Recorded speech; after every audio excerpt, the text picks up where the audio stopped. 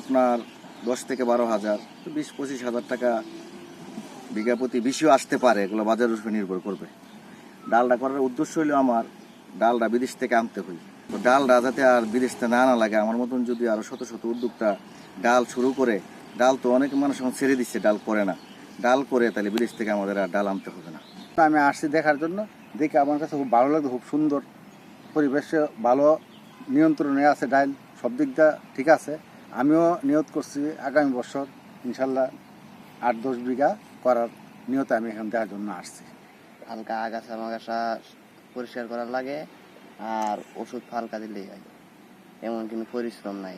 এই ডাল জাতীয় ফসলে সারের পরিমাণ কম লাগে এবং এই বিশেষ করে আমরা যে জমিতে করছি এই জমিতে সেচের যে বিষয়টা আমরা জানি যে ডালে সেচের প্রয়োজন কম লাগে, পানির প্রয়োজন কম লাগে।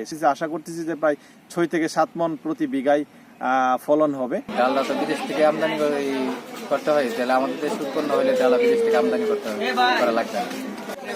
ডাল তো ভাই আমরা বিদেশ থেকে আমদানি করলে তো অনেক খরচ বেশি পড়ে, কিন্তু আমাদের লোকাল যখন তৈরি করবো তখন আমাদের খরচটা কম পড়বো। আমরা চাই আমাদের দেশে উৎপন্ন হোক, দেশের জনগণ কম রেটে পাক, এটি আমরা আশা করি। পার্টনার প্রোগ্রামের আওতায় এবং বি স্ট্রং প্রকল্পের আওতায় ব্রাহ্মণবাড়িয়া সদর উপজেলায় প্রায় 6 বিঘা জমিতে মসুরের আবাদ হয়েছে। বাড়ি মসুর 8 জাতের যেই ডালের আবাদ হচ্ছে, এই ডালের 1 হেক্টর জমি থেকে এই ডালের প্রায় 1.5 থেকে 2 মেট্রিক টন ডাল পাওয়া যেতে পারে।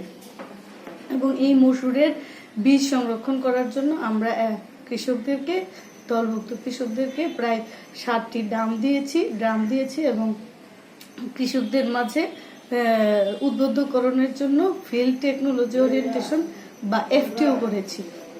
এবং তাদেরকে বলছি যে এই মসুরের যে খড় আছে সেটা যেন তারা আবার তাদের জমিতে মিশিয়ে দেয়, এতে করে নাইট্রোজেন ফিক্সিং হবে এবং ওই জমির উর্বরতা বৃদ্ধি পাবে, ইউরিয়া সার কম লাগবে।